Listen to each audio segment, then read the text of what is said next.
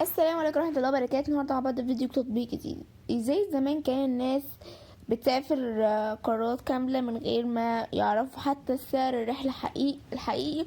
سؤال غامض شوية صح، بس استنى للآخر وانا هجاوبك عليه بطريقة تغير نظريتك للتطبيقات خالص. بص يا بطل، النهاردة احنا عايشين في زمن السرعة، زمن انك بتضغط بزرار تقدر تتحكم في حاجة كانت زمان محتاجة أيام شغل.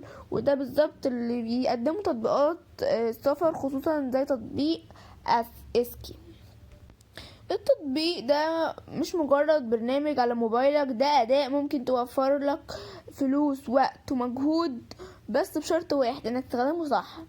خلينا اديك وعد من الاول، لو ركزت في كلام الجاي هتعرف ازاي تحجز باقل سعر ممكن وتتجنب الفخخ اللي ناس كتير وقعت فيها واستخدام تطبيق كأنك خبير مش مستخدم عادي.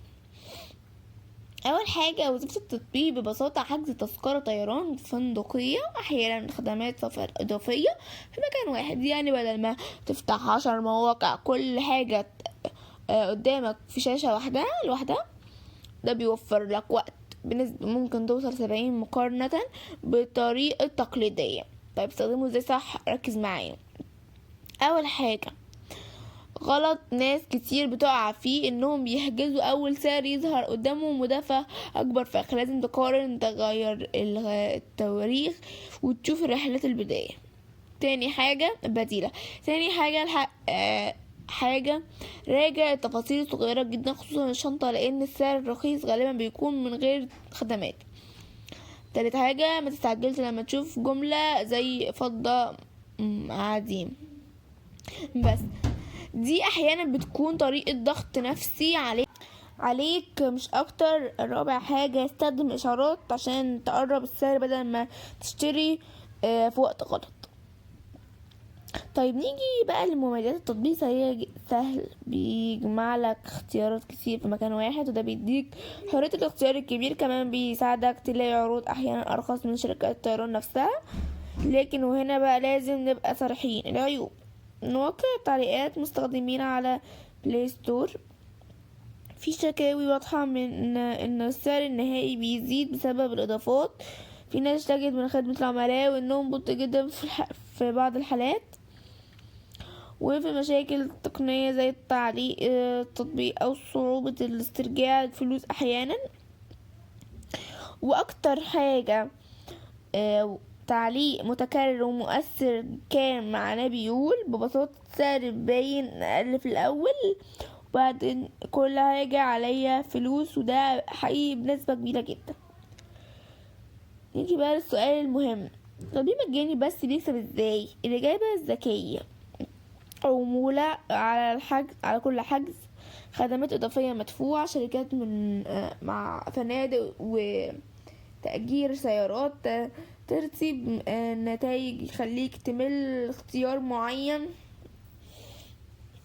يعني ببساطة هو بيكسب من قراراتك جوه التطبيق. طيب هو ده هو وحش ولا لا؟ ده نموذج بيزنس طبيعي، بس لازم تبقى فاهم عشان ما تخدعش.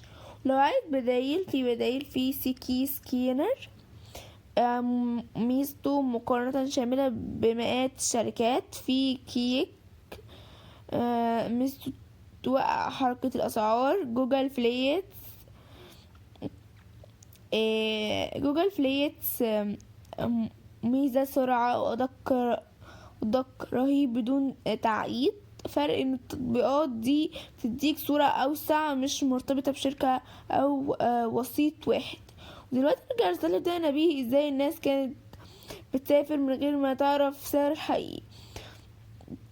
الإجابة ببساطة كانوا بيثقوا في المصدر واحد من غير مقارنة، من غير بيانات، وده كان بيخليهم يدفعوا أكتر من غير ما يحسوا. النهاردة أنا معاك قوة، بس لازم تستخدمها بذكاء. التطبيق سكي ممكن تكون سلاح في ايدك، يا إما توفر لك فلوس يا إما تخليك تدفع أكتر وانت فاكر انك كسبت الصفقة.